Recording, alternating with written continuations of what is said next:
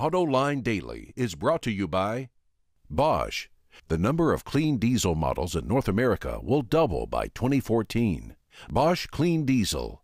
Good, clean, fun. Bridgestone. Your journey, our passion.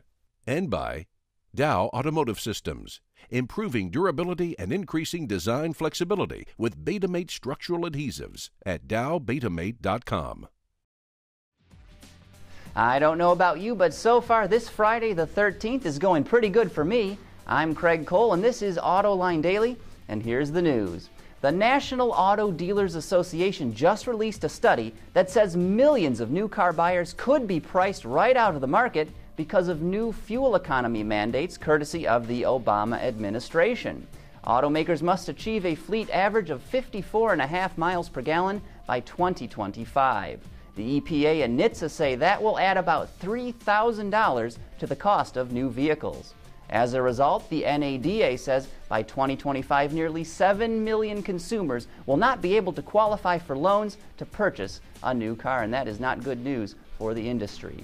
Speaking of sticker prices, automakers like to present themselves as open and transparent to the consumer, but some of them sure play around with some funny numbers, like prices. A lot of automakers don't include the destination charge in the manufacturer's suggested retail price. It's a trick to try and make the price look better than it actually is. And some make horsepower claims that are not SAE certified. That's a trick to make the horsepower number look better than it is. And when it comes to their claim for the coefficient of drag, well, there's no way any consumer can even verify what they're claiming, so take that with a grain of salt. And all of this makes me wish car companies would clean up their act when presenting their numbers to consumers. General Motors announced it will discontinue the Chevy Avalanche after the 2013 model year. It was first introduced in 2001 and has gone on to sell more than 580,000 units.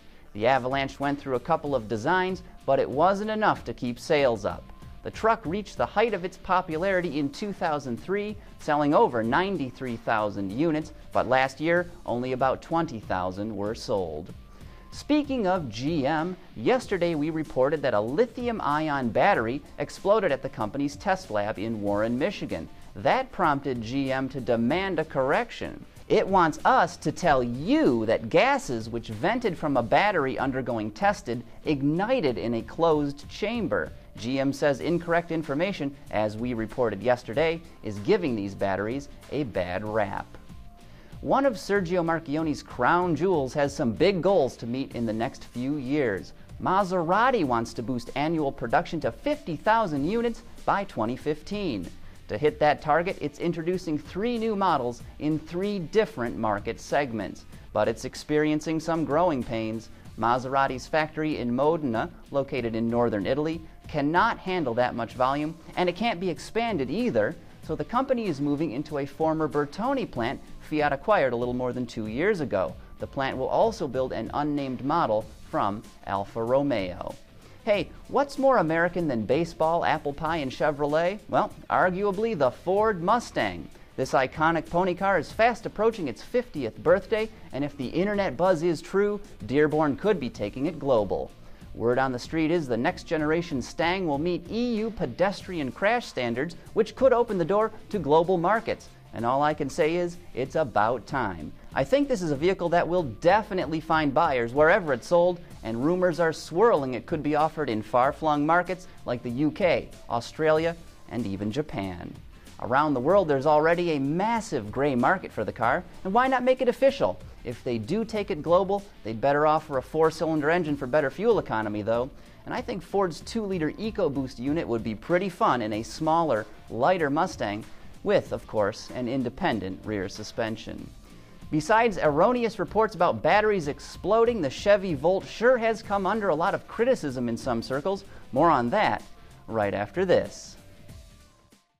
Dow Automotive Systems, driving solutions in automotive, commercial transportation, and aftermarket with innovative products like Betamate structural adhesives. Lighter, stronger, safer. DowBetamate.com. On Autoline this week, the topic is the Chevrolet Volt and how it's become a political punching bag. Joining John for this show are Joe White from the Wall Street Journal, Gary Witzenberg, a freelance journalist, and Manny Lopez, the managing editor of Michigan Capital Confidential. And here's a clip from that show.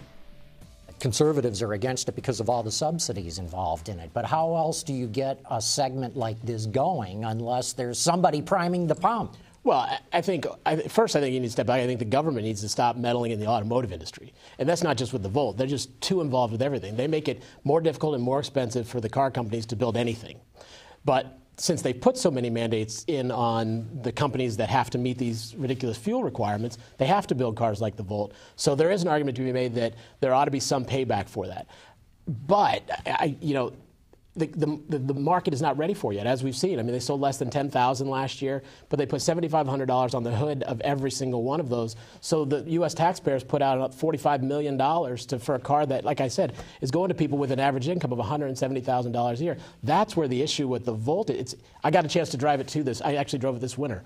I drove to Midland and back again, and it was fantastic. I never worried about it. There was no range anxiety at all. Handled perfectly fine. It was great. Let me clarify a couple things. General Motors has gotten no subsidies at all to do this. General Motors did get saved by the federal government, starting with the previous president, continuing under this one. You can argue about the reasons for it and the way it was done, which I have a lot of problems with, but at least it was saved. None of that money went directly to the Volt. It was started 2 years before. It continued through the bankruptcy. It continued after it was launched on time, pretty much, and it's a wonderful product. They have subsidized battery companies. They have subsidized other electric vehicles, smaller companies. None of that went directly. None of what General Motors got went to the Volt. That is completely independent. And I agree with you, by the way, on subsidizing the taxpayer or the consumer to buy it. Maybe we shouldn't be doing that. But that's not a Volt issue. That's an electric vehicle issue. But it goes to Nissan or any other vehicle. I think one of the underlying problems if you're trying to create a natural market for these cars, which I think, Manny, is what you're kind of saying, is like, look, the market should decide. We shouldn't have an invisible hand or a visible hand. Well, if you wanted to do that, we all know, everybody knows what you'd have to do. And, here it is. You'd have to raise gas prices a lot. Because with gas prices, even at $4 a gallon, these cars don't pencil. For most people, maybe not all, but most people, it doesn't really add up. We also have a lot to say about the electric car market in general, and you can watch that show right now on our website, Autoline.tv. And that wraps up another week of Automotive Reports. Thanks for watching, but make sure you check out Roundabout tonight, again at Autoline.tv. The fun starts at 6:30 p.m. Eastern Time, and we do hope you join us for that. But anyway, thanks again for watching, and we'll see you back here on Monday.